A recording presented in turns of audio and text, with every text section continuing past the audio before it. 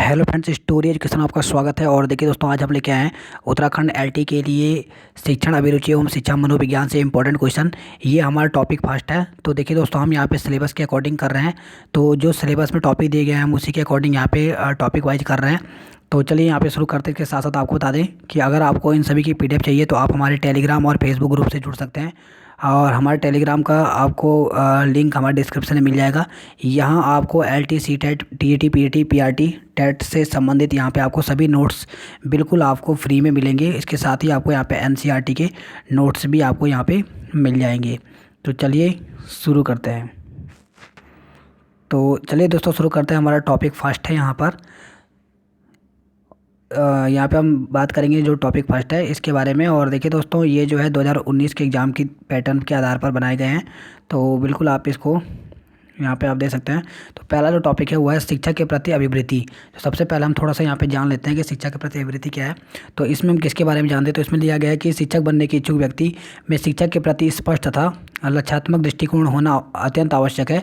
यदि व्यक्ति की शिक्षण में अभिरुचि है तथा वह शिक्षा के प्रति लक्ष्यात्मक दृष्टिकोण रखता है तो उसके लिए शिक्षा मात्र औपचारिक न होकर जीवन के लिए उपयोगी और सर्वांगीण विकास के लिए सहायक होती है। ऐसा व्यक्ति शिक्षा के महत्व को स्वीकारते हुए शिक्षण कार्य पूर्ण निष्ठा, परिश्रम और ईमानदारी के साथ करेगा। शिक्षण परीक्षार्थी के शिक्षा के प्रति सकारात्मक दृष्टिकोण का होना अत्यंत आवश्यक है। यदि वह अपनी पूर्ण प्राप्त शिक्षा को मूल्यांकन, उपयोगी, ज्ञानवर्धक तथा जीवन के सर्वांगीण विकास में सहायक मानता है तभी वह शिक्षा के महत्व को समझते हुए रुचि के साथ शिक्षण कार्य कर सकेगा तथा देश के भविष्य निर्माण में रचनात्मक सहयोग कर सकेगा। तो देखिए यहाँ पे शिक्षण के बारे में यहाँ पे दिया गया है। तो चलिए अब यहाँ पर हम क्वेश्चन करते हैं। तो पहला क्वेश्चन है जो कि एग्जाम की दृष्टि से काफ़ी इंपॉर्टेंट है और आपके एग्जाम में ऐसे ही क्वेश्चन पूछ जाते हैं। आप यहाँ पे 2018 का पेपर देख सकते हैं, यहीं से क्वेश्चन बने थे। तो चलिए यहाँ पे शुरू करते हैं। तो पहला क्वेश्चन यहाँ पे शिक्षा का सच्चा उद्देश्य है।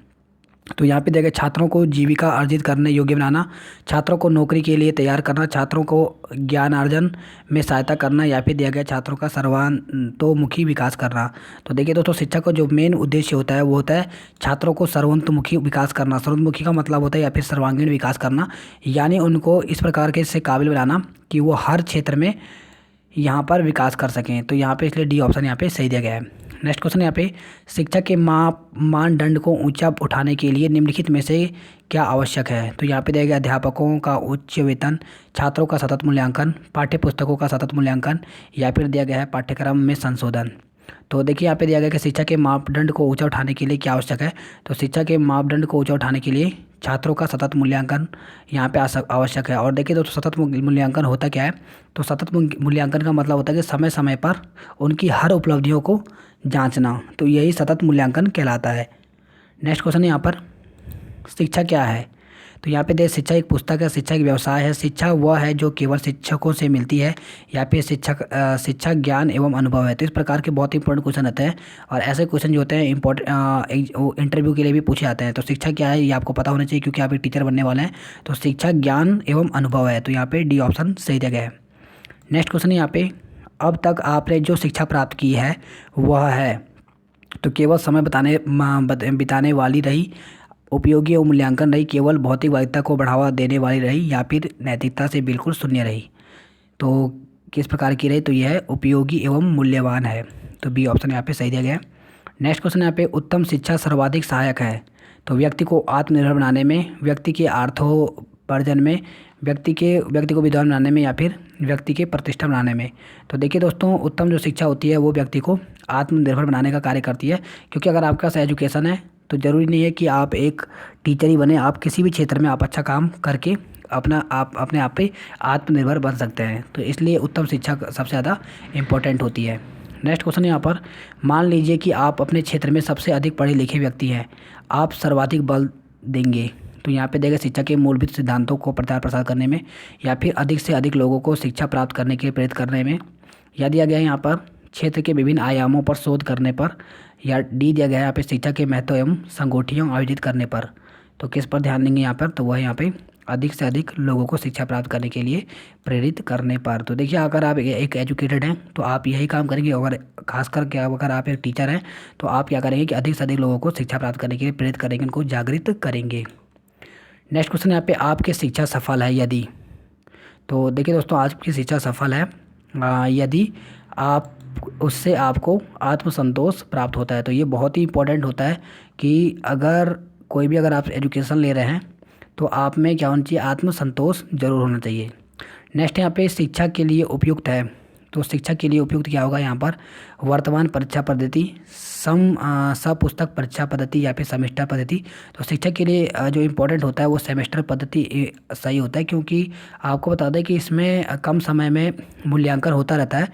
इससे बच्चों पर एक ही बार यानी एक साल में एक ही बार में बोझ नहीं बढ़ता है, और इसमें जो है बच्चे कम कम समय में यहाँ पे एग्ज़ाम देते रहते हैं और पास होते रहते हैं। तो ये इंपॉर्टेंट होता है, और आपने देखा होगा आजकल सेमेस्टर पद्धति हर जगह लागू की जा रही है।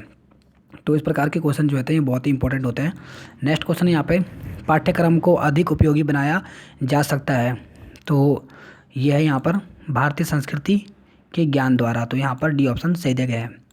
नेक्स्ट क्वेश्चन यहाँ पे, बालक के सर्वांगीण विकास के लिए आवश्यक है। तो बालक के सर्वांगीण विकास के लिए क्या आवश्यक है, तो वह है यहाँ पे धार्मिक एवं सांस्कृतिक शिक्षा। तो यहाँ पे ये ऑप्शन सही दिया गया है। नेक्स्ट क्वेश्चन यहाँ पे, समन्वित व्यक्तित्व के विकास का अर्थ होता है। तो समन्वित व्यक्तित्व के विकास का अर्थ क्या है, तो इसका अर्थ होता है यहाँ पे व्यक्ति के ज्ञान, चिंतन और प्रक्रियाओं और क्रियाओं में एक ऐसा तालमेल हो जिससे कार्य का निष्पादन सफलतापूर्वक किया जा सके। तो यहाँ पे सी ऑप्शन सही दिया गया है। नेक्स्ट क्वेश्चन यहाँ पे, प्रजातांत्रिक शिक्षा पद्धति की बुनियादी विशेषता है। तो बुनियादी विशेषता क्या है, तो वो है यहाँ पर कि छात्रों को मत के आधार पर निर्णय देने की स्वतंत्रता प्रदान करना। तो यहाँ पे ये ऑप्शन सही दिया गया है। नेक्स्ट क्वेश्चन यहाँ पे, किसी विद्यालय में प्रजातांत्रिक मूल्यों के संरक्षण की कसौटी होगी। तो इसी कसौटी क्या होगी, तो वो है यहाँ पे छात्रों को अभियोगिताओं एवं रुचियों का विकास करना, छात्रों की ज्ञान संबंधी आवश्यकताओं की संतुष्टि, छात्रों के सामाजिक विकास की पूर्ति, और डी देखिए उपरोक्त सभी की पूर्ति एवं संतुष्टि। तो यहाँ पे डी ऑप्शन सही दिया गया है। नेक्स्ट क्वेश्चन यहाँ पे, आधुनिक शिक्षा दर्शन में विद्यालय का आदर्श स्वरूप है कि वे, तो आदर्श स्वरूप है कि वे युवाओं की आकांक्षाओं की संतुष्टि में सहायक हो। तो यहाँ पे ये ऑप्शन सही दिया गया है। नेक्स्ट क्वेश्चन यहाँ पे, आधुनिक शिक्षा का वास्तविक लक्ष्य हो सकता है। तो यहाँ पे देखिए बालक के उत्तम आत्तों का निर्माण, उपाधियों का संकलन, जीवन यापन के प्रशिक्षण, पूर्वगामी महापुरुषों के अनुगमन। तो देखिए बहुत ही इंपॉर्टेंट क्वेश्चन, अगर आप थोड़ा सा इसको ध्यान से पढ़ते हैं तो आपको बिल्कुल समझ में आ जाएगा कि यहाँ पे देखिए आधुनिक शिक्षा का वास्तविक लक्ष्य क्या है। तो देखिए उपाधियों का संकलन, उपाधि प्राप्त करके भी कोई फ़ायदा नहीं होता है। साथ में अगर हम बात करें केवल हम ऐसे शिक्षा दें कि अगर वो जीवन यापन कर पाए, तो ये भी यहाँ पे सही नहीं है। और अगर इसके अलावा हम कहें कि आप महापुरुषों की तरह बनो, तो ये भी बिल्कुल सही नहीं है। ऐसी शिक्षा होना चाहिए, इनका उद्देश्य ऐसा होता है कि बालक में जो है उत्तम आत्माओं का निर्माण हो। तो यहाँ पे ये ऑप्शन सही दिया गया है।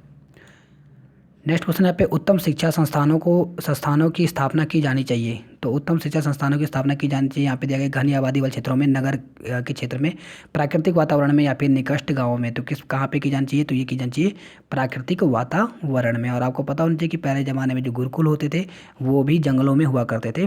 तो उच्च जो शिक्षा संस्थान होते हैं इनका कहा जाता है कि ऐसा जगह पहुँचे जहाँ पर प्राकृतिक वातावरण हो, जहाँ जैसे बालक का यहाँ पर प्रकृति से लगाव रहे और यहाँ से उनको काफ़ी कुछ सीखने को मिले। नेक्स्ट क्वेश्चन यहाँ पे, निम्नलिखित लक्ष्य वर्तमान शिक्षा में से संबंधित नहीं है। तो कौन सा लक्ष्य है जो शिक्षा संबंध नहीं है, तो वह है यहाँ पर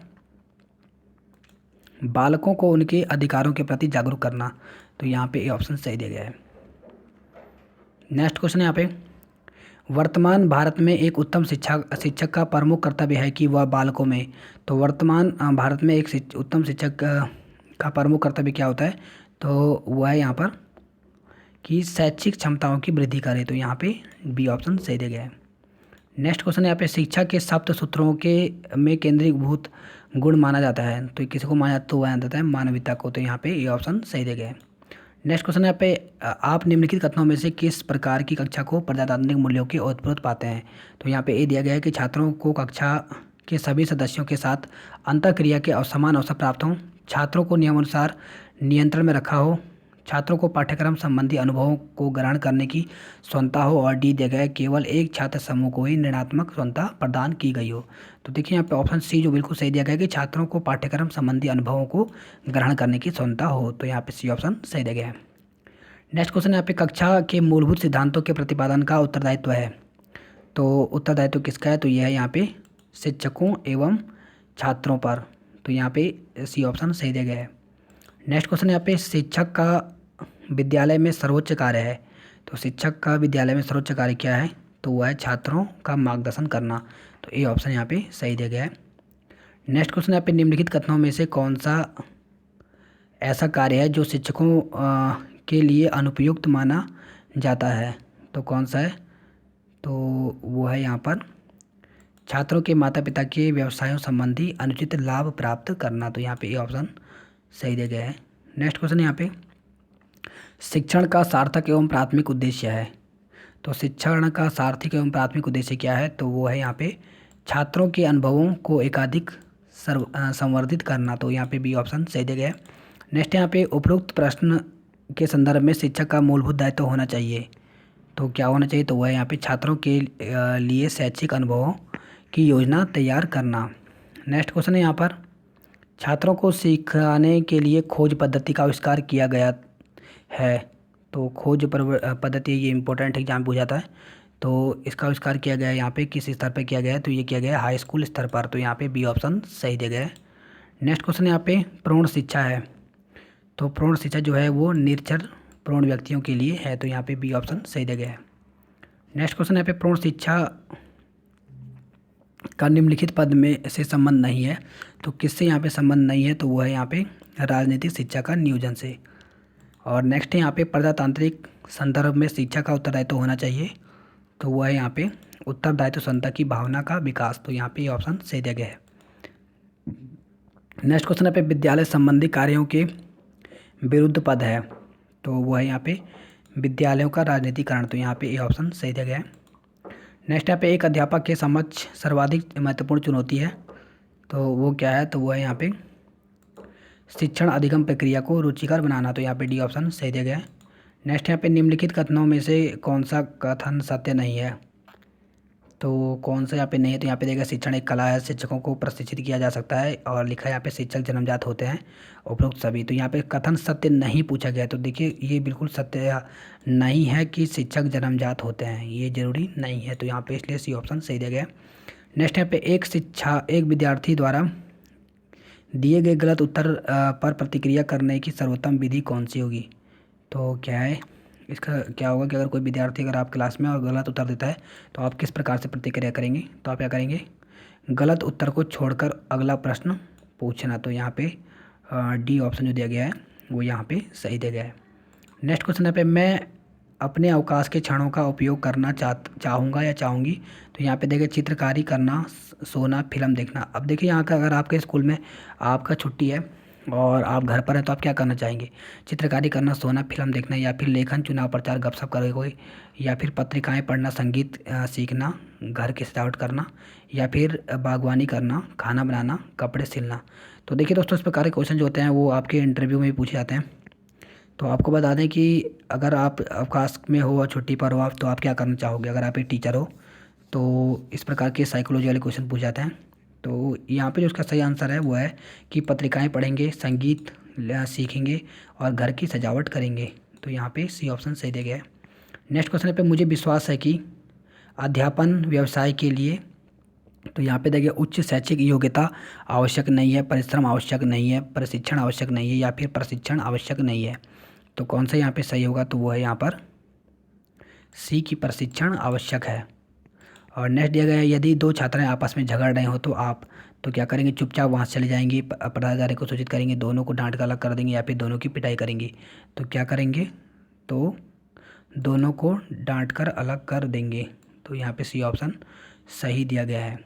और नेक्स्ट क्वेश्चन यहाँ पे कि एक प्रखर बुद्धि बालक यदि कक्षा में अनुशासनहीन हो रहा हो तो क्या करेंगे, तो उसकी समस्या को समझने का प्रयास किया जाना चाहिए कि आखिर वो ऐसा क्यों कर रहा है। नेक्स्ट क्वेश्चन है यहाँ पर छात्रों में इस विषय के प्रति रुचि विकसित करने का सबसे प्रभावशाली ढंग है। तो वो कौन सा है, तो वो है शिक्षण विधि में सुधार। तो यहाँ पे बी ऑप्शन सही दिया गया है। देखिए दोस्तों अगर आप कोई भी सब्जेक्ट को पढ़ा रहे हो, अगर आप उसको रुचिकर बनाना चाहते हैं तो अपने शिक्षण विधि में सुधार कीजिए। आप चार्ट का यूज कीजिए, टीएलएम का यूज कीजिए, या फिर आप अलग अलग प्रोजेक्ट बना करके बच्चों को पढ़ाइए ताकि आपका सब्जेक्ट और भी ज़्यादा रुचिकर बने। तो इसलिए आपको अपने शिक्षण में सुधार करने की आवश्यकता है। नेक्स्ट क्वेश्चन है यहाँ पर अध्यापन सम्मान पाता है। तो जो अध्यापक होता है वो किसे सम्मान पाता है, तो वह है यहाँ पर जो विषय ज्ञान वृद्धि में रुचि रखता है। तो यहाँ पे सी ऑप्शन सही दिया गया। और लास्ट क्वेश्चन है यहाँ पे, शिक्षक को ऐसे विद्यार्थी को पढ़ाना चाहिए जो, तो यहाँ पे देखिए प्रतिभाशाली है या फिर मंद बुद्धि है या फिर सामान्य हो। तो यहाँ पे देखिए सभी प्रकार के। तो देखिए दोस्तों, एक शिक्षक है तो उसको हर प्रकार के छात्रों को पढ़ाना चाहिए, चाहे वो प्रतिभाशाली हो, चाहे मंद बुद्धि हो, चाहे सामान्य बालक हो। तो यहाँ पे डी ऑप्शन सही दिया गया है, सभी प्रकार के।